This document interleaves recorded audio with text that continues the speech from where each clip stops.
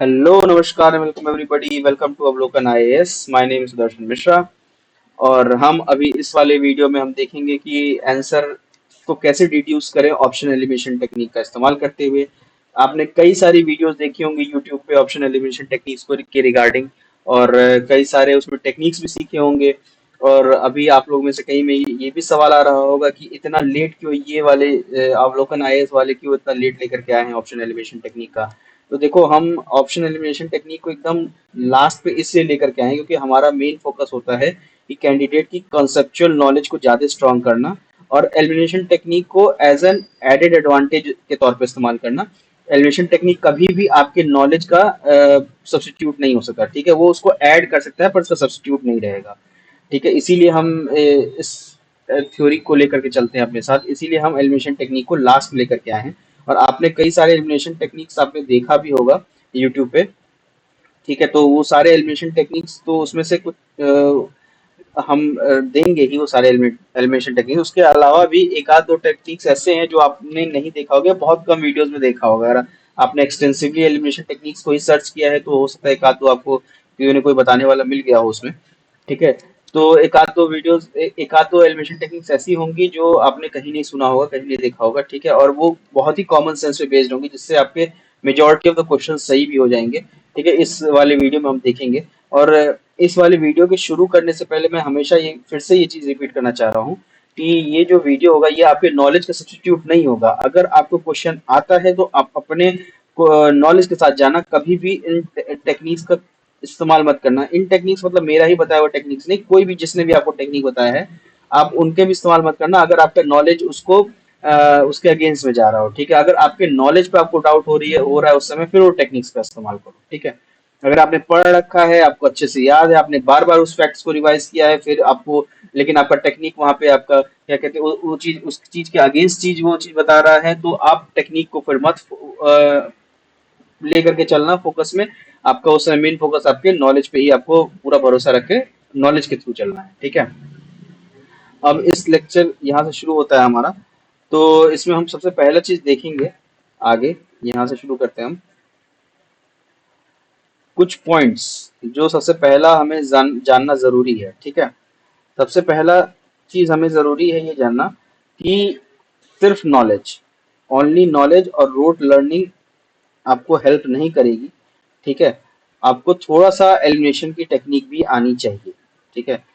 सिर्फ नॉलेज नहीं हेल्प करेगी, थोड़ा एलिमिनेशन टेक्निक आना चाहिए। लेकिन अगर आपका नॉलेज और टेक्निक पे की बात आ रही है तो आप प्रेफरेंस हमेशा नॉलेज को दोगे, टेक्निक को बाद में प्रेफरेंस दोगे, ठीक है। तो इसीलिए और सिर्फ नॉलेज और रोट लर्निंग आपको हेल्प नहीं करेगा, इसीलिए master the art of elimination आपको आना चाहिए थोड़ा बहुत। फिर दूसरा, ये जो है ये तभी बेस्ट काम करेगा जब आपको उस सब्जेक्ट की नॉलेज हो, ठीक है। इन केस आपके पास उस सब्जेक्ट की नॉलेज नहीं है, फिर आपकी टेक्निक्स उतनी बढ़िया काम नहीं करेंगी। काम तो करेंगी, ऐसा नहीं नहीं काम करेंगी, और आपके मिस्टेक्स होने की प्रोबेबिलिटी भी रहेगी, ठीक है। तो इसीलिए ये तभी बढ़िया होगा और तभी ये बेस्ट काम करेगा जब आपके पास नॉलेज हो सब्जेक्ट की, ठीक। उसके बाद में फिर जब इसको तभी अप्लाई करना है आपको जब आपका नॉलेज कंप्लीटली एग्जॉस्ट हो गया है, जैसे कि मैंने अभी थोड़ी देर पहले बताया था आपको, ठीक है। और आप आंसर का जवाब नहीं दे पा क्वेश्चन का जवाब नहीं दे पा रहे हो, ठीक है। You can not answer the question, लेकिन आपको लग रहा है कि नहीं इस क्वेश्चन के की जिस टॉपिक पे सवाल पूछा है उसमें थोड़ा तो हमें आता है, या फिर इन टेक्निक्स का जवाब इस्तेमाल करके हम एक आंसर पे डिड्यूस कर पा रहे हैं, ठीक है। एक या दो दो पे आ जा रहे हैं, या एक ऑप्शन एलिमिनेट कर ले रहे हैं, तीन ऑप्शन पे रह जा रहे हैं, ठीक है। तो उस केस में आप इन टेक्निक्स का इस्तेमाल करोगे, ठीक है। अच्छा, एक और चौथा रूल ये है इसमें, चौथा पॉइंट ये बताना चाहूंगा मैं कि ये रूल्स सिंगुलैरिटी में काम नहीं करते हैं। एक बार में ऐसा नहीं है कि एक ही रूल काम करेगा, आपको मल्टीपल रूल्स अप्लाई करने पड़ेंगे।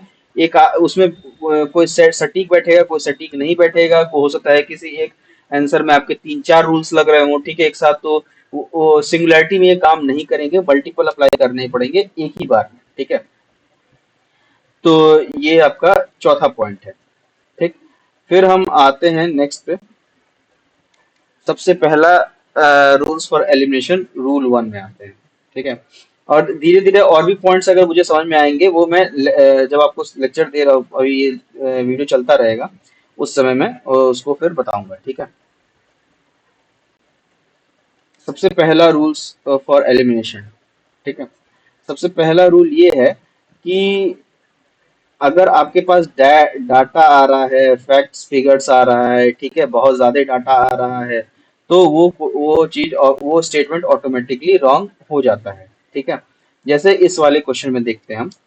ये जो क्वेश्चन है ये आपका 2023 के सीएससी के पेपर से लिया गया है। India accounts for 3.2% of the global export of goods, ठीक है। उसके बाद फिर दूसरा स्टेटमेंट कहता है many local companies and some foreign companies operating in India have taken advantage of India's protection linked incentive scheme, ठीक है। India accounts for 3.2% of the global export of goods, data है, ठीक है। एक डाटा है और थोड़ा बहुत ही ज्यादा स्पेसिफिक डाटा दे दिया है, स्पेसिफिसिटी जो बहुत ज्यादा दिखाने लग जाए यूपीएससी, तो वो स्टेटमेंट भी गलत हो जाता है, ठीक है। इसको भी रूल में ध्यान पे रखना अपना। यहाँ स्पेसिफिक दिखाने लग गया है कि India account for 3.2% of global export of the goods, ठीक है। उसके बाद फिर ये एक डाटा की वजह से इसको रॉन्ग कर देंगे। फिर दूसरा अपना स्टेटमेंट होता है many local companies and some foreign companies operating in India have taken advantage of India's production linked incentive scheme, ठीक है। ये जेनरिक स्टेटमेंट है, इसमें तो कुछ गलत दिख नहीं रहा, तो इसको सही मान के चलेंगे। और स्टेटमेंट और दो स्टेटमेंट वाले क्वेश्चंस में अगर आपको एक स्टेटमेंट गलत मिल जाता है, आपका आंसर वही डिड्यूस हो गया, ठीक है। आपको फिर बाकी दूसरे स्टेटमेंट पढ़ने की जरूरत भी नहीं है, बस एक स्टेटमेंट आपको पता चल गया कि ये गलत है, ठीक है। जैसे अब यहाँ पे हम इस पे आते हैं, ठीक है। तो अगर ऐसे सोचे तो सिर्फ एक एग्जाम में के सिनेरियो में आप बैठे रहोगे, उस समय तो ऑलरेडी इतना आपके सर पे प्रेशर रहेगा, बहुत सारी चीजें रहेंगी, तो हो सकता है आप उस समय इतना ना सोच पाओ, तो इसलिए आप यहाँ पे दूसरा स्टेटमेंट पढ़ोगे, ठीक है। Many local companies and some foreign companies operating in India have taken advantage of India's production linked scheme। ये जेनरिक स्टेटमेंट है, ये गलत है, कहीं गलत है भी नहीं कहीं से, ठीक है। तो ये सही है, तो इसलिए इस स्टेटमेंट को हम सही मानेंगे। अब सपोजिंग हमको ये ध्यान पे नहीं आ रहा है एग्जाम के टाइम में कि ये वाले स्टेटमेंट में डाटा दिया है, हम इसको कैसे काट दें, इस डाटा के बारे में हमें आइडिया नहीं है, तो चलो ठीक है, दूसरा स्टेटमेंट सही है। अब दूसरा स्टेटमेंट सही है, तो स्टेटमेंट टू इज इनकरेक्ट वाला तो ये वाला ऑप्शन कट जाता है। अपने पास बचता अब क्या है, एक ये बचता है, एक ये बचता है, एक ये बचता है, तीन चीजें बचती हैं, ठीक है। अब या तो स्टेटमेंट वन इनकरेक्ट होगा, या स्टेटमेंट वन स्टेटमेंट टू दोनों करेक्ट होंगे, या फिर और स्टेटमेंट टू जो है वो करेक्टली एक्सप्लेन करेगा स्टेटमेंट वन को, या फिर स्टेटमेंट वन स्टेटमेंट टू दोनों करेक्ट होंगे और स्टेटमेंट टू करेक्ट एक्सप्लेनेशन नहीं होगा स्टेटमेंट वन का, ठीक है। अब इसमें देखो इंडिया अकाउंट्स पर ग्लोबल एक्सपोर्ट ऑफ गुड्स की बात कर रहा है, ठीक है। और many local companies and some foreign companies operating in India have taken advantage of India's production linked incentive scheme. अच्छा, प्रोडक्शन लिंक्ड इंसेंटिव स्कीम की बात कर रहा है इसमें, और इसमें ग्लोबल एक्सपोर्ट ऑफ गुड्स की बात कर रहा है, तो ये इससे रिलेटेड तो है नहीं, तो इसलिए स्टेटमेंट वन वाला भी गलत हो जाता है, ठीक है। अब हम और ये अच्छा एक और चीज मैं बता रहा हूँ कि ये हम तब बता रहे हैं कि जब आपको बिल्कुल नहीं आता है चीजें, तब तब ये सब चीजें एप्लीकेबल रहेंगी, ठीक है। तब इतना दिमाग लगाना है क्वेश्चन में, नहीं तो आता है तो अपने नॉलेज से सजाना है। हाँ, तो फिर ये दोनों स्टेटमेंट गलत निकल गए। अपने अपने पास बचा कितना, एक ही दो ही ऑप्शन बचा, स्टेटमेंट बी, दो ही स्टेटमेंट बी, ऑप्शन बी बचा और ऑप्शन डी बचा, ठीक है। अब देखो both statement one statement two are correct and statement two is not the correct explanation for statement one. अच्छा, ये भी हो सकता है। फिर statement one is incorrect but statement two is correct, ठीक है, ये भी हो सकता है। तो अब इसमें कैसे डिसाइड करें कि इन दोनों में से क्या होगा। देखो अगर आपको कुछ नहीं आता फिर तो आपको दोनों में से किसी एक के साथ जाओ, 50-50% की प्रोबेबिलिटी आपकी हो जाती है, ठीक है। जो पहले आपको 25% की प्रोबेबिलिटी थी, अब आपको वो 50% प्रोबेबिलिटी हो गई। फिर दोनों में से किसी एक के साथ जाओ, निकल जाओ, क्योंकि अगर आप देखो लास्ट में अगर दो ऑप्शन भी अवेलेबल होते हैं, फिर आप उसके साथ जाओ, ठीक है। उस क्वेश्चन को अटेम्प्ट करो ही, सॉरी उसके साथ नहीं जाओ, उस क्वेश्चन को अटेम्प्ट करो। इस क्वेश्चन को अगर आपने छोड़ा तो बहुत बड़ी मिस्टेक कर रहे हो, ठीक है, क्योंकि नंबर ऐसे ही फिर कलेक्ट होंगे, ठीक है। तो हम इसके साथ जाएंगे, तो इसलिए हम और हमें अगर इसमें थोड़ा सा और दिमाग लगा लेते हैं, क्या डेटा फैक्ट भी तो पढ़ा था गलत होता है, तो इसको काट देंगे तो अपने पास स्टेटमेंट डी आ जाएगा, ठीक है। इन केस आप दिमाग नहीं लगा पाते तो बी या डी में से कोई एक आप मार्क करके आ जाओ, ठीक है। फिर आपकी किस्मत, किस्मत नहीं, इसमें भी प्रोबेबिलिटी काम करेगी। मैं प्रोबेबिलिटी अभी आगे दिखाऊंगी प्रोबेबिलिटी काम कैसे करेगी, ठीक है। जैसे सपोज आपने ऐसे चार क्वेश्चन किए, ठीक है, चार क्वेश्चन में से 50-50% वाली प्रोबेबिलिटी के, तो दो सही हो सकता है, दो गलत होगा, प्रोबेबिलिटी के हिसाब से, प्रोबेबिलिटी का रूल यही कहता है। ठीक है, दो सही होता है दो गलत होता है, तो दो अगर गलत हो रहा है आपका और दो सही हो रहा है तो 4 नंबर मिले, दो गलत हो रहा है तो आपका गया कितना, 0.66 प्लस 0.66 कर दोगे कितना हुआ 1.32, तो चार में से आपके 1.32 माइनस हो जा रहे हैं, तो फिर भी आपका तो पॉजिटिव में ही तो मार्क्स रहा, आपका नेगेटिव में कहा गया। अब मान लो तो चार में से आपके आप कहोगे नहीं यार मेरी किस्मत बहुत ही घटिया है, हो सकता है मेरे चार में से तीन एक ही सही हो और तीन गलत हो जाए, फिर भी आपका ओवरऑल रिजल्ट जीरो हो गया, तो फिर भी तो आपका क्या कहते हैं नेगेटिव में नहीं गया, फिर भी तो आप एक तरह से जीरो पे आ गए, तीन क्वेश्चन आपका जो रॉन्ग हो रहा था वो एक ने उसको न्यूट्रलाइज कर दिया, एक जो सही हो रहा था, ठीक है। तो जो आपका प्रोबेबिलिटी है वो ऐसे ही काम करता है, तो इस चीज को लेके आपने ज्यादा सोचना नहीं है कि अरे यार फिर मेरा तो ये हो रहा है ये हो रहा है, ठीक है, आपको प्रोबेबिलिटी के हिसाब से जाओ और उसको अटेम्प्ट करो, क्वेश्चन को छोड़ो नहीं। अगर आपने दो या एक ऑप्शन भी एलिमिनेट कर लिया है, तीन चार में से एक भी एलिमिनेट कर लिया, आपके पास तीन ही बच रहे हैं, फिर भी उसको अटेम्प्ट करना है। अगर आप एक भी नहीं एलिमिनेट कर पा रहे हो एलिमिनेशन का इस्तेमाल करके, नॉलेज का इस्तेमाल करके, उस क्वेश्चन को हाथ मत लगाना, उस क्वेश्चन को आपको हाथ नहीं लगाना, उस क्वेश्चन को छोड़ देना है, ठीक है। उसके बाद में फिर अच्छा, और एक और चीज, ये एलिमिनेशन जो है आपका ये दूसरे राउंड में चलाना है आपको, क्वेश्चन पेपर के लिए तीन राउंड चलाने हैं, ठीक, अपनी स्पीड फास्ट करो। और पहले राउंड में आपको जितना क्वेश्चन नॉलेज के बेस पे आता है वो सारे क्वेश्चन अटेम्प्ट करो, जो नहीं आता है नॉलेज के बेस पे उस पे एक काम करो, क्वेश्चन को ऐसे राउंड लगा दो कि इस क्वेश्चन को हम लास्ट में करेंगे। जो नॉलेज के बेस पे आता है उसको तो अटेम्प्ट करते जाओ, जिसको नहीं आता है वो राउंड लगा के चले जाओ उसमें, ठीक है, पेन से क्वेश्चन पेपर पे, ठीक है। और कुछ कुछ जगह मान लो टीचर्स अलाउ नहीं करते हैं, कुछ कुछ, क्योंकि मेरे कुछ फ्रेंड्स हैं वो बताते हैं कि वहाँ पे जो इन्विजिलेटर्स होते हैं वो क्वेश्चन पेपर में कोई मार्क नहीं करने देते, तो एक काम करो, इतना बड़ा राउंड मारने की जगह एक छोटा सा क्या कहते हैं ब्लैक पेन से डॉट मारते चले जाओ, ठीक है। इतना डॉट थोड़ी वो एक एक बंदे का आके चेक करने जाए, क्योंकि एक रूम में कम से कम 32 से 40 बच्चे बैठते हैं, ठीक है, तो 32 बच्चों का आके इन्विजिलेटर चेक तो करने नहीं जाएगा क्या कर रहा है क्या नहीं कर रहा है, ठीक है, तो उस केस में आप डॉट मारते चले जाओ, ठीक है, मतलब कोई भी एक ऐसा साइन लगाओ जो उसमें आपको ये देखने को मिल जाए कि हाँ इसको हमको सेकंड राउंड में अटेम्प्ट करना है, ठीक है। तो समझ आ गई, इतनी सारी बातें मैंने कही है, तो सब चीजें ध्यान पे रखना, जो चीज नहीं समझ में आ रही है तो वीडियो के बैक में जाओ और उसको फिर से दोबारा करके सुनो, ठीक है। फिर अभी सेम डाटा एंड एलिमिनेशन वाले पे, डाटा एंड फैक्ट्स वाले गलत होते हैं उसके रिगार्डिंग दूसरा क्वेश्चन है। ये क्वेश्चन जो है आपका ये 2020 का क्वेश्चन है, with reference to ocean mean temperature which of the following statements is are correct, ठीक है। अच्छा दूसरी चीज, करेक्ट पता करना है कि इनकरेक्ट पता करना है, उसको बॉक्स में आप कर लेंगे। इससे क्या होता है, इससे बहुत सारी चीजें आपकी बहुत मिस्टेक्स रुक जाती है, जैसे कहीं कहीं होता है कि इनकरेक्ट दिया रहता है, हाईलाइट दिया रहता है, पर हमारे दिमाग में फिर वो करेक्ट, दिमाग घुमा देता है उसको, दिमाग में करेक्ट स्टेटमेंट से चलने लगते हैं जब हम ऑप्शन सर्च कर रहे होते हैं, ठीक है।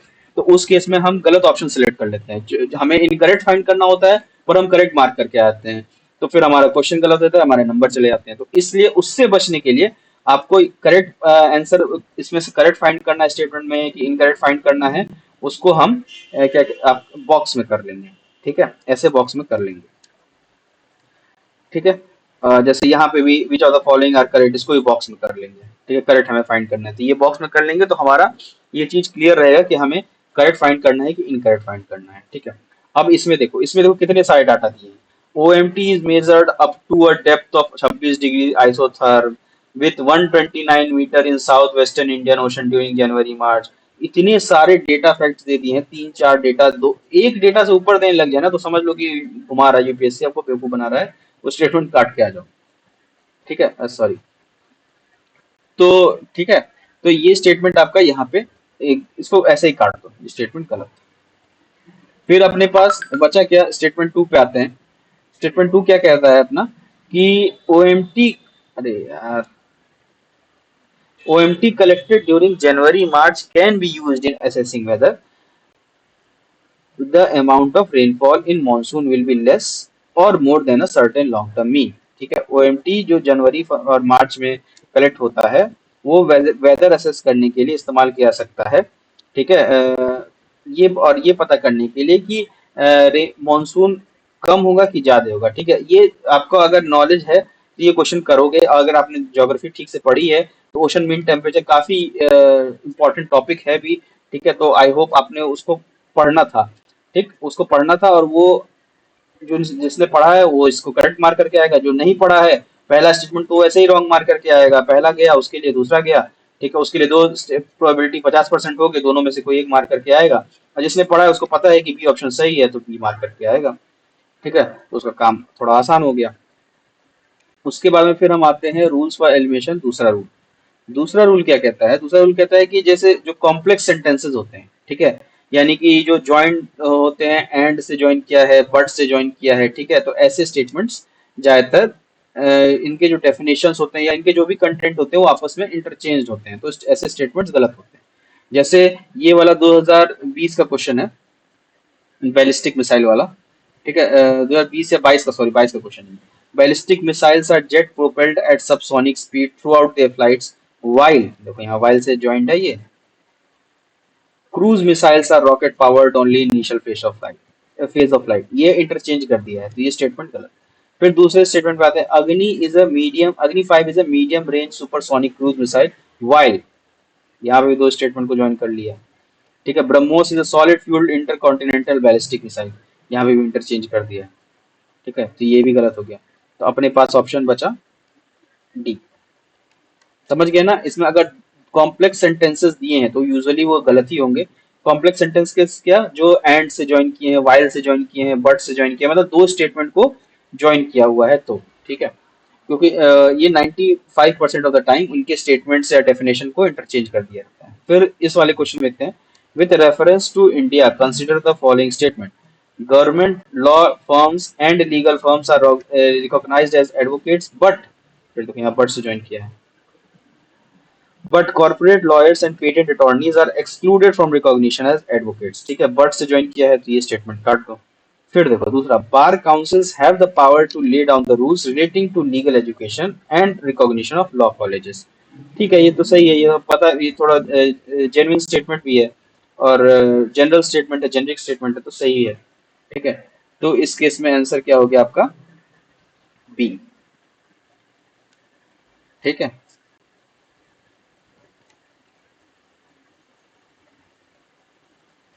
फिर आते हैं नेक्स्ट रूल पे। तीसरा रूल, ये बहुत इंपॉर्टेंट रूल है, ये आपने शायद ही कहीं सुना होगा। देखो तीसरी ट्रिक ये है कि जो बेस्ट सूटेड सेंटेंस है, जो ज्यादातर सेंस बनाते हैं, ठीक है, वो ज्यादातर केसेस में सही होंगे। अब इसका मतलब क्या हुआ, मैं अभी एग्जांपल के थ्रू समझाऊंगा। ठीक है, और जो सेंटेंस सेंस नहीं बनाते हैं वो ज्यादातर केसेस में रॉन्ग होंगे। जैसे सेंस बनाने का मतलब कि अगर आप देखो, सेंस बनाने का मतलब आपको समझ में आ जाएगा जब आपने अगर ढंग से पढ़ाई की होगी एक साल में। ठीक है, तो मैं बताता हूँ कैसे सेंस बनाने का मतलब क्या हुआ। देखो जैसे ये 2016 का क्वेश्चन है, ये दोनों 2016 में ही आया हुआ है। With reference to the agreement at UNFCCC meeting, और ये 2016 मैंने एग्जांपल में दिया हुआ है, पर इससे रिलेटेड बहुत सारे क्वेश्चंस आपको अभी फिर कंसेक्यूटिव ईयर्स में भी दिखेंगे आपको। 17 में तो शायद नहीं था, 18 में था, 19 में था, 20 में भी था, फिर आपके 24 में भी एक क्वेश्चन था। तो उतने सारे तो मैं नहीं दिखा सकता, ठीक है, क्योंकि उसमें फिर टाइम और काफी ज्यादा बढ़ जाएगा, लेक्चर ये काफी लंबा हो जाएगा, इसलिए उतना लंबा ना खींचे। और इसीलिए मैं छोटे में ही समझाने के लिए कर रहा हूँ। ज्यादा लंबा लेक्चर वो पेड लेक्चर में आएगा, ठीक है, ये से फ्री लेक्चर में छोटे में ही दिखाऊंगा मैं।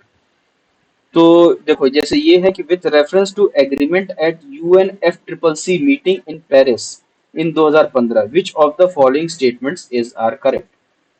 अब देखो, अब यहाँ से स्टेटमेंट्स पढ़ते रहना, समझता रहना। The agreement was signed by all the members, देखो एक ऑल वाला स्टेटमेंट तो गलत होता ही है, ठीक है, लेकिन यहाँ पे ये ऑल क्यों गलत है ये भी मैं बताऊंगा। Was signed by all the member countries of UN and it will go into effect in 2017।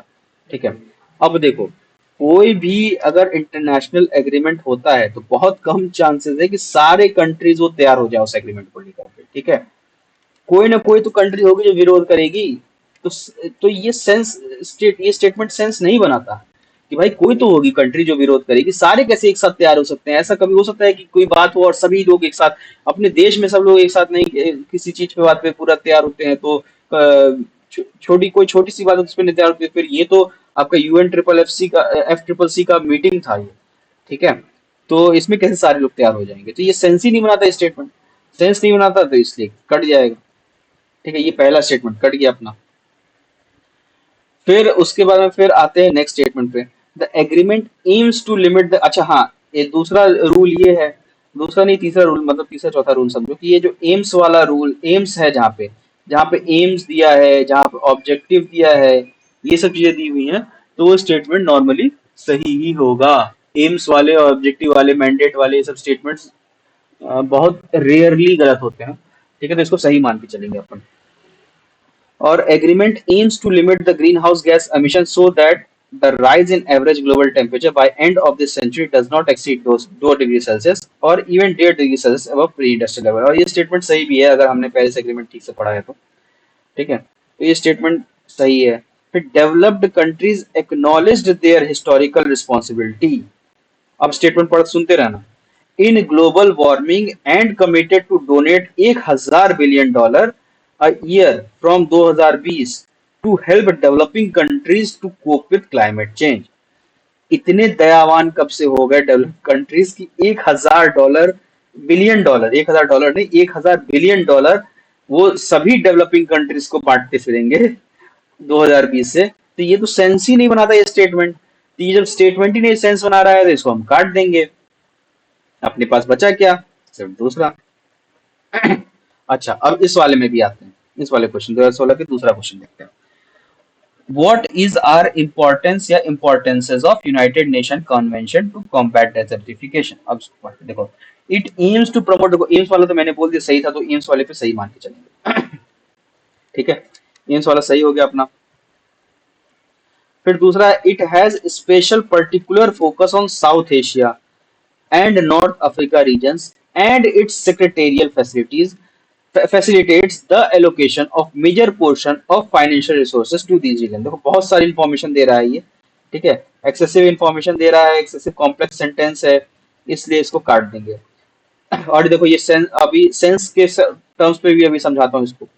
It is committed to bottom-up approach, encouraging the participation of local people in combating desertification। देखो, कोई भी आपकी जो योजना होती है या कोई भी आपका इंटरनेशनल एफर्ट होता है, जैसे जो वो जो क्या कहते हैं आपके ग्राउंड पे एग्जीक्यूट होना है, ठीक है, वो लोकल लोगों की पार्टिसिपेशन के बिना, उनके एफर्ट के बिना तो सही होगा नहीं। तो ठीक है, तो it is committed to bottom up approach encouraging the participation of local people in combating desertification। सही है, जेनरिक स्टेटमेंट भी है, सही भी है, ये कॉमन सेंस से भी हमें सही लग रहा है। ठीक है, तो पहला और तीसरा अपना सही है। तो पहला तीसरा सही किस में से है, एक तो इसमें है, इसमें है ही नहीं तीसरा वाला, तो इसको काट देंगे। इसमें पहला तीसरा है, इसमें पहला नहीं है, तो इसको भी काट देंगे। अपने पास बचा 1 और 3 और 1, 2 और 3। अब दूसरे वाले स्टेटमेंट पे हम आते हैं। एक तो सबसे पहला यही ट्रिक में हमें पता चल जा रहा है कि बहुत सारी इन्फॉर्मेशन दी हुई है, इसलिए स्टेटमेंट गलत हो जा रहा है। ठीक है, दूसरा, ये देखो special particular focus on South Asia and North Africa regions. ठीक है, और बाकी जगह नहीं है क्या डेजर्ट, और वहां पे डेजर्टिफिकेशन कॉम्पैक्ट नहीं करना है क्या, सिर्फ इन्हीं के जगह पे आपको कॉम्बैक्ट करना है डेजर्टिफिकेशन। तो ऐसा तो संभव होगा नहीं। और यूनाइटेड अब भले ऑन पेपर क्या कहते हैं रियलिटी में वो किसी एक जगह फोकस करें, रियलिटी में कुछ भी करें वो, लेकिन ऑन पेपर तो ये सब चीजें नहीं होंगी। ऑन पेपर तो सब जगह बराबर करके दिखाया जाएगा। तो ये इस वजह से भी ये गलत हो जाता है, ये सेंस ही नहीं बनाता ये स्टेटमेंट। ठीक है, तो दूसरा वाला स्टेटमेंट इसलिए गलत हो जाएगा। अपने पास आंसर बचा 1 और 3। ठीक है, समझ गए जो चीजें सेंस बनाती है और सेंस कैसे बनाती है, कैसे सोचना है। अब आई होप आपको समझ में आ गया होगा। नहीं समझ में आएगा तो बार वीडियो के पीछे जाना और फिर से उसको देखने की कोशिश करना। ठीक है, फिर नेक्स्ट टॉपिक पे आते हैं, सॉरी नेक्स्ट रूल पे। देखो कॉन्स्टिट्यूशन ऑफ, ये बहुत कॉमन रूल है, आपने बहुत जगह सुना होगा। कॉन्स्टिट्यूशन ऑफ इंडिया डिफाइंस करके है, अगर constitution of India provides for है, according to constitution of India वाले स्टेटमेंट ज्यादातर गलत होते हैं। ठीक है, जिसमें एक देखो, president of India can summon a session of parliament at any such place he she thinks. फिर constitution of India provides for, तो ये स्टेटमेंट गलत हो गया। फिर there is no minimum number of days in parliament is required to meet in a year. ठीक है, तो इसमें आपका क्या कहते हैं, उसका आंसर सी हो जाएगा। ये पॉलिटी का है, तो ये पॉलिटी का ज्यादातर लोग पढ़ के जाते हैं, आई होप आप भी पढ़ के ही जाओगे। तो इसमें ज्यादा आपको ट्रिक्स और टिप्स लगाने की जरूरत नहीं, कुछ कुछ में लगाने की जरूरत है, तो वो ऐसे में ही एलिमिनेट हो जा रहा है। ठीक है, फिर जो अगला question, constitution of India defines. Constitution of India कुछ डिफाइन नहीं करता, डिफाइनिंग बॉडी नहीं है constitution of India, defining document नहीं है, सॉरी। और डिफाइंस वाला स्टेटमेंट तो इसलिए गलत हो रहा है। फिर constitution of India provides for, ये भी स्टेटमेंट गलत हो जा रहा है। अपना आंसर इसका है B1 और 2। ठीक है, अच्छा ये मैं अभी यहाँ पे आपको ऐसे ही बता दे रहा हूँ, एग्जाम में इसको छोड़ ऐसे पढ़ के मत, प्रोवाइड्स फॉर दिया तो काट के आ जाएंगे। ठीक है, एक बार स्टेटमेंट पढ़ जरूर लेना एग्जाम में भी। ठीक है, अगर आपको बिल्कुल नहीं आइडिया है फिर तो इसके साथ जाओ, ऐसे ही काट के आ जाओ। और अगर आइडिया है तो उसको, अपने नॉलेज को हमेशा प्रायोरिटी पे रखना है। इसको मैं बार बार रिपीट कर रहा हूँ, ध्यान रखना, नॉलेज को प्रायोरिटी पे रखना है। नॉलेज को नहीं छोड़ना अपना। ठीक है, पता चला नॉलेज छोड़ के ट्रिक्स के चक्कर में पड़ गए तो नंबर तो आ जाएंगे, लेकिन क्या पता आपके जो सही क्वेश्चन है वो भी गलत हो जाए। तो फिर बाद में आप कहने आओ कि अरे कैसा रूल बता दिया कि मेरा सही क्वेश्चन आया था वो गलत हो गया। तो इसीलिए मैं बार बार कह रहा हूँ कि रूल आपका तभी फॉलो होगा जब आपका नॉलेज खत्म हो जा रहा है। जब तक नॉलेज है जिंदा तब तक रूल नहीं खत्म चलाना है। ठीक है।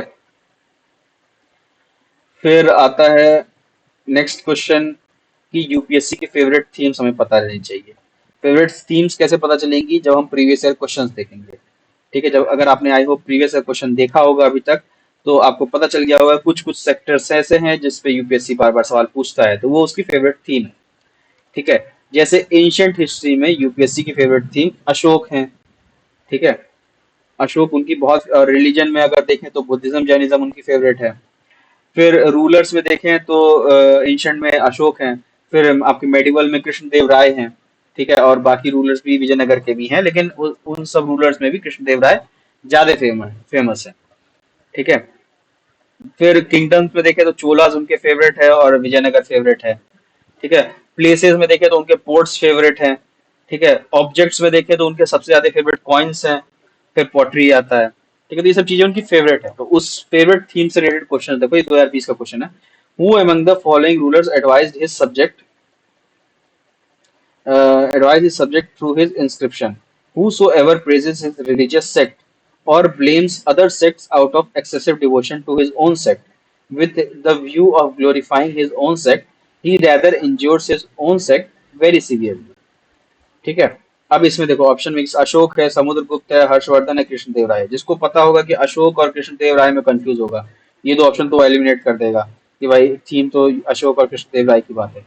अब देखो, अब अगर अशोक और कृष्णदेव राय दोनों एक साथ आ जाएं तो फिर आपको उस केस में कृष्णदेव राय के साथ नहीं जाना है, आपको जाना है अशोक के साथ। ठीक है, अशोक, कृष्णदेव राय और अशोक के बीच में चुनने की बारी आती है तो यूपीएससी अशोक को चुनता है। क्यों अशोक को चुनता है? कि बुद्धिज्म से रिलेटेड है। अब बुद्धिज्म यूपीएससी का फेवरेट है। फिर आते हैं इस वाले दूसरे क्वेश्चन पे। With reference to cultural history of India which one of the following is correct description of the term paramitas? The earliest Dharmashastra text written in aphoristic sutra style. ठीक है, देखते हैं क्या है इसमें। एक सेकंड, इसको इरेजर से इरेज कर दूंगा। हाँ, the earliest Dharmashastra text written in aphoristic sutra style. अच्छा। फिर philosophical schools that did not accept authorities of Vedas। अच्छा। फिर perfection whose attainment led to the bodhisattva path। अच्छा। फिर powerful merchant guilds of early medieval south India. अब हमें पता है कि ये बुद्धिज्म और जैनिज्म तो फेवरेट है। इसमें जैनिज्म का नाम तो कहीं दिख नहीं रहा, बचा बुद्धिज्म, सीधे उसके साथ चले जाएंगे। ठीक है।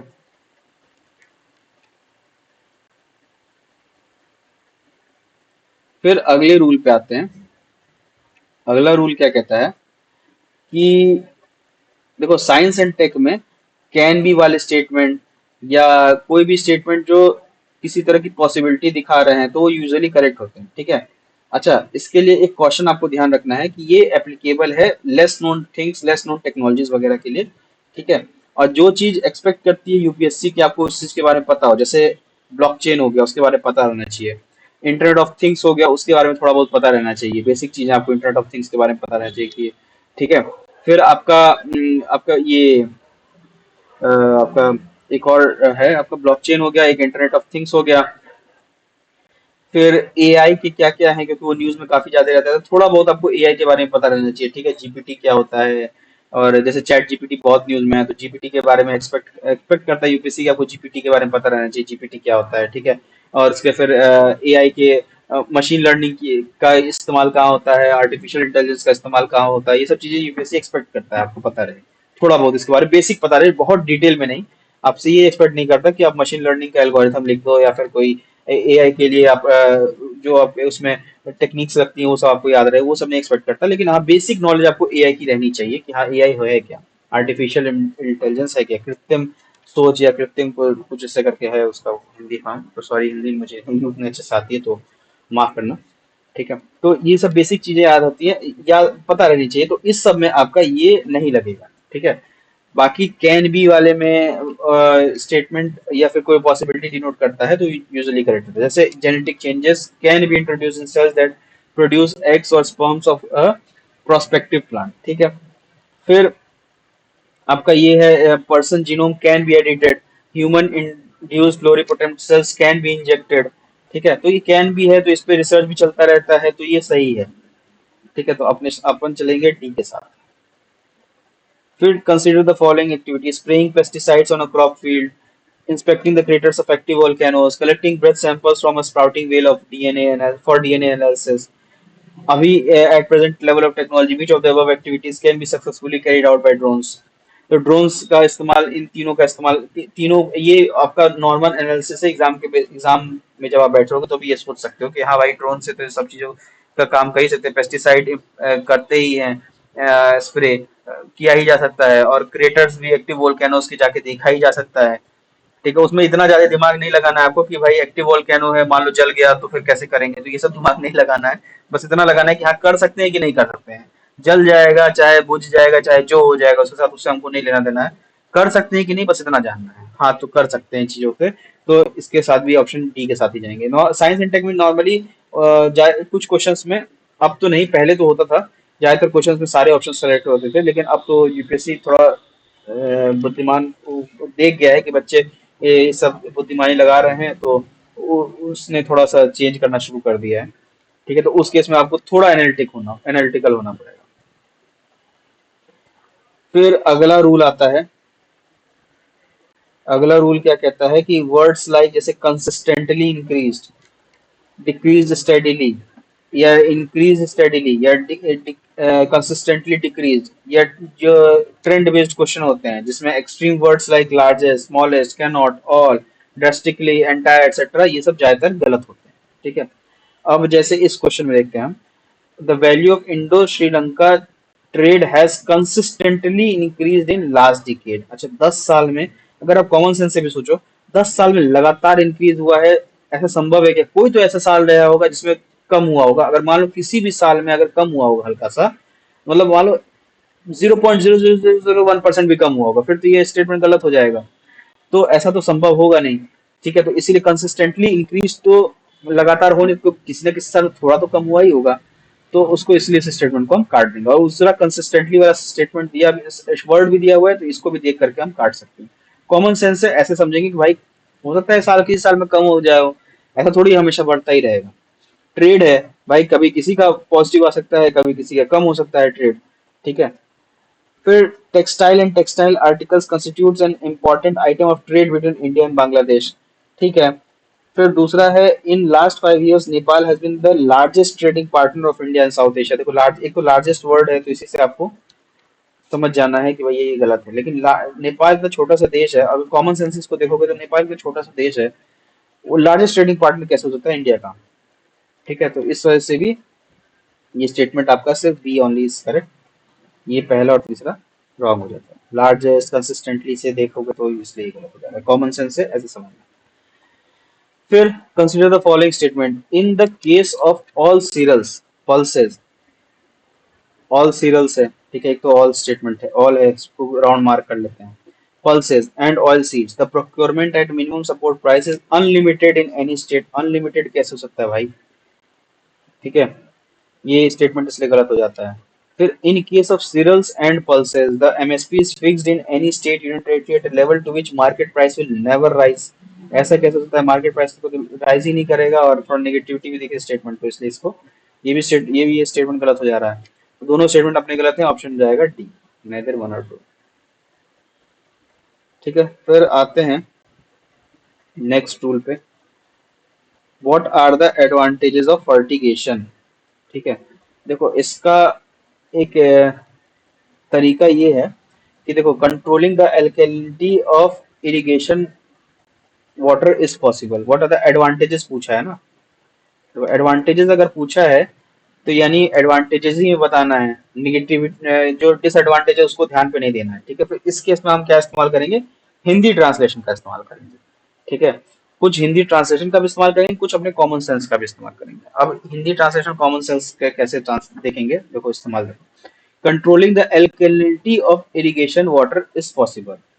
फर्टिगेशन से जो इरिगेशन वाटर का एल्कलिनिटी है उसको कंट्रोल करना पॉसिबल है। ठीक है, एल्कलिनिटी रिड्यूस होगी तो अच्छी बात है भाई, ज्यादा अल्कलाइन चीजें भी अच्छी नहीं है, ज्यादा एसिडिक चीजें भी नहीं अच्छी हैं। पीएच अगर मेंटेन रहे तो ज्यादा बेहतर रहता है, हर चीज में किसी में पीएच मेंटेन रहे तो ज्यादा बढ़िया रहता है। ठीक है, तो एल्कलिनिटी को कंट्रोल खत्म करने की बात नहीं कर रहा है, कंट्रोल करने की बात कर रहा है। ठीक है, तो इसलिए थोड़ा सही है, एडवांटेजेस हो सकता है इस वजह से। फिर efficient application of rock phosphates, efficient application की बात कर रहा है। ठीक है, यहाँ कंट्रोलिंग की बात कर रहा है, यहाँ एफिशिएंट एप्लीकेशन की बात कर रहा है। एफिशिएंट भी एडवांटेजेस हो सकता है, हो सकता है क्या, एफिशिएंट मतलब एडवांटेजेस ही हुआ वो हमारे, ये भी सही हुआ। फिर increased availability of nutrients to plant, यानी ये भी तो एडवांटेजेस हो गया, ज्यादा न्यूट्रिएंट्स मतलब और अच्छी चीज है, तो ये भी एडवांटेजेस हो गया। फिर चौथा है reduction in leaching of chemical nutrients is possible. Leaching process, इसके बारे में लीचिंग का आपने नॉर्मल साइंस एंड टेक्नोलॉजी की लेक्चर भी अगर आपने कहीं करी होगी तो आपने पढ़ा होगा। लीचिंग क्या होता है कि एलिमेंट्स का निकल करके सॉइल तक पहुंचना। ठीक है, तो न्यूट्रिएंट्स का, सॉरी, तो ये एलिमेंट्स का भी, न्यूट्रिएंट्स का भी, किसी का भी वो सॉइल तक पहुंचना, तो वो लीचिंग में आता है। ठीक है, वो पूरा प्रोसेस को, वो लंबा चौड़ा प्रोसेस होता है ये। तो उस लीचिंग यानी वो जो एलिमेंट्स या जो न्यूट्रिएंट जो सॉइल तक पहुंच रहे हैं, केमिकल न्यूट्रिएंट जो पहुंच रहे हैं, उसका रिडक्शन की बात कर रहा है। तो यार अगर केमिकल न्यूट्रिएंट्स अगर पहुंचते हैं सॉइल तक या प्लांट तक, तो ये तो अच्छी बात है, तो उसकी रिडक्शन होगा तो वो तो अच्छी बात नहीं होगी। ठीक है, वो तो एडवांटेजेस सिचुएशन नहीं हुआ, वो तो डिसएडवांटेजेस सिचुएशन हो गया। तो ये स्टेटमेंट इसलिए गलत हो जा रहा है। ठीक है, इसलिए यहाँ पे हिंदी का ट्रांसलेशन भी देखना जरूरी है। रूल नंबर 8 ये है कि आपको इंग्लिश और हिंदी ट्रांसलेशन के साथ में लेके चलना है, अगर जहां पे आपको कंफ्यूजन हो रही है। ठीक है, साइंस का है तो अब इसलिए क्या कहते हैं, यहाँ पे अब वैसे भी अगर 1 2 3 4 अगर चारों दे दिया होता फिर तो लोग उसी को मार के आते, फिर वो क्वेश्चन गलत हो जाता है। लेकिन यहाँ यूपीएससी आपको चाह रहा है कि आप क्वेश्चन गलत ना करो, वो खुद भी चाह रहा है कि देखो इसमें से 3 ही स्टेटमेंट सही है, वो 3 तुम फाइंड आउट करो। हमने तुम्हें इतना आपको हिंट दे दिया है, एडवांटेज बता दिया है, अब बाकी आप इसका हिंदी मीडियम, एक तरह से आंसर वो खुद ही बता रहा है आपको। ठीक है, यूपीएससी, लेकिन बस वहां पे थोड़ा दिमाग पे ऑलरेडी इतना प्रेशर रहता है एग्जामिनेशन टाइम में कि भाई एक क्वेश्चन गलत हुआ तो हमारा पूरा साल बर्बाद हो जाएगा, और बहुत सारे प्रेशर रहते हैं, तो इस वजह से क्वेश्चंस गलत हो जाते हैं। तो वो प्रेशर से आपको दूर हटना है, वो प्रेशर नहीं रखना आपको।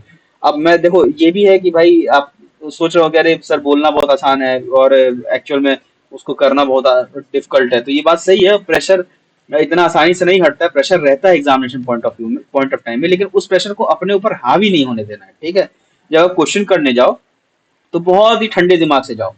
ठीक है ना, अगर बहुत, एक तो वैसे भी इतनी गर्मी है, जो नॉर्थ इंडिया में है उनके लिए तो बहुत दिक्कत की बात भी है। नॉर्थ इंडिया वालों के साथ को तो मैं थोड़ा रिकमेंड करूंगा कि आप वो ठंडा तेल वाला नहीं होता है, ठंडा ठंडा कूल कूल वाला तेल, जब जो भी होता है इसका नाम, वो उसको साथ में लेकर के जाओ, एग्जामिनेशन के बीच में उसको डाल देना सर पे। ठीक है, तो दिमाग ठंडा रहेगा पूरे एग्जामिनेशन पॉइंट ऑफ व्यू से, पूरे एग्जामिनेशन टाइम में आपका दिमाग ठंडा रहेगा, और क्वेश्चन और अच्छे से आप समझ करके कर पाओगे, क्योंकि जितनी गर्मी भी रहेगी, प्यास रहेगी, और क्वेश्चन पेपर करना बहुत डिफिकल्ट हो जाएगा गर्मी वाले, आपकी एफिशिएंसी, इंसान की एफिशिएंसी ऑटोमेटिक कम हो जाएगी। और टेम्परेचर तो अभी 40 40 42 42 डिग्री जा रहा है, 10 दिन बाद आपका एग्जाम है तो और टेम्परेचर बढ़ेगा ही, गर्मी और बढ़ेगी।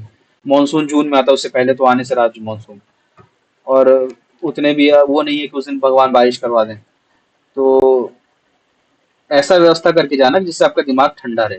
ठीक है, दिमाग ठंडा रहेगा तो ऐसे तरह के क्वेश्चंस में आप मिस्टेक नहीं करोगे, और आपका लास्ट में आपका नाम पीडीएफ में देखने को मिलेगा, फाइनल पीडीएफ में भी देखने को मिलेगा। अगर और ज्यादा मेहनत करोगे तो लेकिन प्रीलिम्स वाले पीडीएफ में तो देखने को मिल जाएगा। तो यहाँ पे मैं यही कहना चाह रहा था कि देखो यूपीएससी आपको खुद चाहता है कि आप क्वेश्चन गलत ना करो, इसीलिए उसने 3 ही ऑप्शन दिए, चारों ऑप्शन नहीं दिएगा, चारों दिए होते तो ज्यादातर लोग ऑल फोर मार करके आए थे।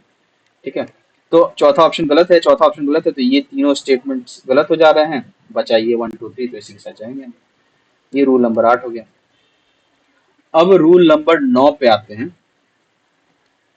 ठीक है, among the following crops which of the most important which one of the अरे यार, among the following crops which one is the most important anthropogenic source of both methane and nitrous oxide? Cotton, rice, sugarcane, wheat. ठीक है, अब दूसरा question देखो, system of rice intensification. तो ऐसे भी देखना है, ये 2022 का क्वेश्चन है।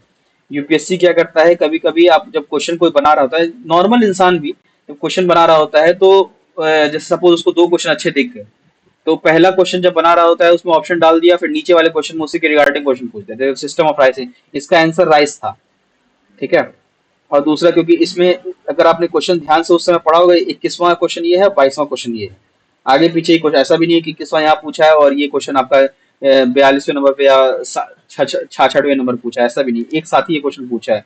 तो ऐसे करके भी आपको ध्यान देना है कि पुराने वाले ऑप्शन में से कहीं अगला वाला क्वेश्चन तो नहीं उसी से रिगार्डिंग है, तो हमें आंसर ऐसे नहीं मिल जाएगा, ठीक है।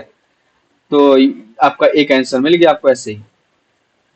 ये रूल नंबर 9 है कि क्वेश्चन पेपर आपको आराम से धैर्य पूर्वक पढ़ना है, ठीक है, और ऑब्जर्व करते हुए पढ़ना है, ठीक है ना। उसके बाद में फिर आते हैं नेक्स्ट इम्पॉर्टेंट रूल पे। नेक्स्ट इम्पॉर्टेंट रूल क्या है कि देखो, अगर दो ऑप्शंस एक साथ दिए हैं, तो उनमें से एक साथ दिए हैं और थोड़ा सा आपके क्या कहते हैं वो इंटरचेंज है, मतलब अपोजिट ऑप्शन है, ठीक है। जैसे मेडिटेरेनियन मेडिटेरेनियन दो ऑप्शन एक साथ वाले हैं। अब इंटरचेंज इसमें क्या है, अल्टरनेट क्या है, along the eastern Mediterranean coast, इसमें entire coastal areas of Mediterranean sea, ठीक है। तो ऑप्शन का जो होगा सही ऑप्शन इन्हीं दोनों में से कोई एक होगा, बाकी इन दोनों को आप सेफली काट सकते हो, ठीक है। सेफली काट दिया। अब बचा इनमें से दो, along the eastern Mediterranean shores, और दूसरा है the entire coastal areas of Mediterranean sea. Entire वाला ऑप्शन है, तो एंटायर वाला तो ऐसे ही गलत हो जाएगा, ठीक है। बचा अपने पास ये।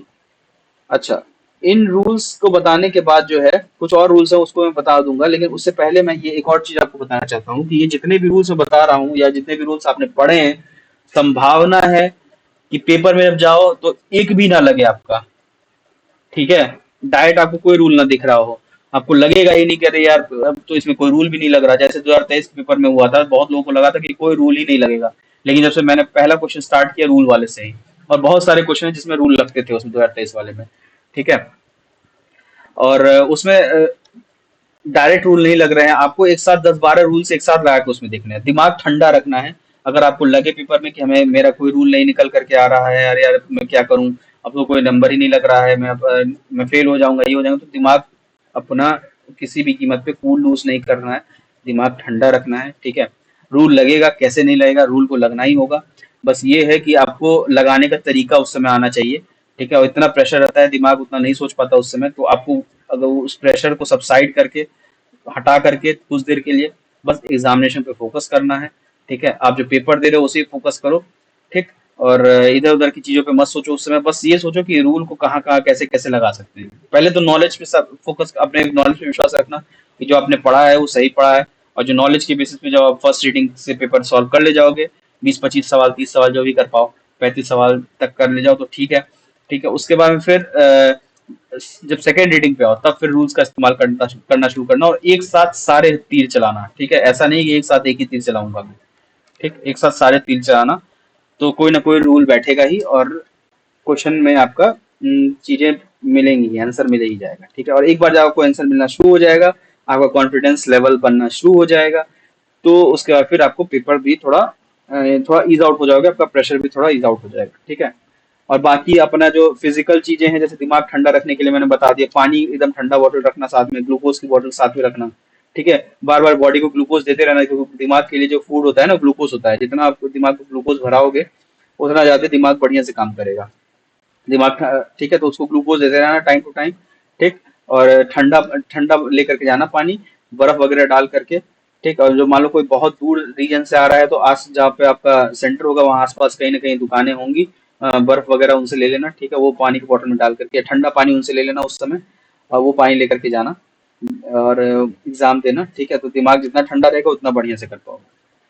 अच्छा, अब मैं क्या बात कर रहा था, कुछ और रूल्स की। एक तो कुछ रूल्स तो ये बता दिए मैंने, ठीक है। और दूसरा, हाँ, अब रूल्स देखो, अब सुनो, कुछ रूल्स ऐसे हैं कि एग्जाम में जब जाना है आपको, तो कोई प्री कंसीव नोशन लेके नहीं जाना है, कोई बायस लेके नहीं जाना है, एकदम क्लियर माइंड से जाना है। और माइंड क्लियर कैसा, फुल ऑफ कॉमन सेंस, जैसे अभी तक दिखाया ना मैंने, कितने सारे क्वेश्चंस कॉमन सेंस सॉल्व हुए, ठीक है। पॉजिटिव एटीट्यूड से जाना है कि जो होगा देखा जाएगा, ठीक है। और मैंने अपना पूरा एफर्ट दिया है अभी तक, तो अभी मैं जो पेपर देने जा रहा हूँ 2 घंटा, इसमें भी पूरा एफर्ट ही दूंगा, अपना बेस्ट ही दूंगा, ठीक है। तो इससे लेकर के जाना। और दूसरी चीज, आपको एग्जाम में जैसे बहुत सारे होते हैं कि बच्चे झगड़ा करने लगते हैं इन्विजिलेटर से कि पेपर नहीं सही है, बेंच नहीं सही है। क्वेश्चन पेपर नहीं सही है तो उसमें तो आप चेंज करवा लेना, लेकिन बाकी जैसे कुछ लोग होते हैं कि नहीं बेंच नहीं सही है, यहाँ छेद क्यों है, ये बेंच ऐसे क्यों नहीं टेढ़ा है, वैसे क्यों नहीं टेढ़ा है। अगर आप ऐसे हो तो फिर तो क्या कहते हैं, कोशिश करना ये सब काम मत करना, और एडजस्ट करना थोड़ा। और बाकी अगर आप ऐसे बच्चे नहीं हो, तो फिर आप ऐसे बच्चे अगर आपको दिखे पेपर में, तो उनकी बातों पे ध्यान नहीं देना है, आपको शांति से बैठना है एग्जामिनेशन में। किसी भी हाल पे आपको प्रोवोकेट नहीं होना है, किसी भी हाल पे अपना दिमाग नहीं ठंड उन सब चीजों की वजह से अपना दिमाग नहीं खराब करना है। हो सकता है इन्विजिलेटर कुछ बदतमीजी कर दे आपसे, या फिर कुछ ज्यादा जोर से बोल दे, तो आपको ध्यान नहीं देना, आपको पेपर देने गए हो वहां शांति से पेपर दोगे, ठीक है। आपको कुछ बदतमीजी वहां पे उनकी बदतमीजी का जवाब भी नहीं देना है, ठीक है। बहुत सारी चीजें होती है एग्जामिनेशन पॉइंट में कि सिचुएशन हमारे हाथ में नहीं होती, तो उस केस में आपको तब भी आपको अपना कूल लूज नहीं करना है, ठीक है। उस केस में भी आपको शांति से बस पेपर देना है अपना, आपको क्योंकि आप सिर्फ पेपर देने आए हो। 2 घंटा पेपर 9:30 से 11:30 तक दे लेना, उसके बाद फिर 2:30 से 4:30 तक दे लेना। उसके बाद देखा जाएगा, जो इन्वेस्टर करेगा, जो किया जाएगा उसके बाद, फिर उसके बाद की बात है। उससे पहले आपको कुछ नहीं करना है। समझ में आई बात? उसके बाद में फिर दूसरी चीज जो मैं रूल बता रहा हूँ कि किसी भी क्वेश्चन में आपको कोई कैच एक्सपेक्ट मत करना है, ठीक है। अगर तुम्हें लग रहा है कि स्टेटमेंट ब्रॉडली सही है, आपका इंट्यूशन सही बोल रहा है, आपका कॉमन सेंस उसको सही बोल रहा है, तो उस क्वेश्चन में वो क्वेश्चन सही है ही, ठीक है। ज्यादा दिमाग सिंपल क्वेश्चन में लगाने की जरूरत नहीं है।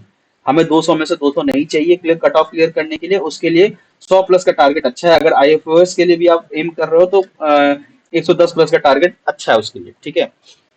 तो ये चीज ध्यान रखना, क्वेश्चन में कोई कैच हमें नहीं एक्सपेक्ट करना है।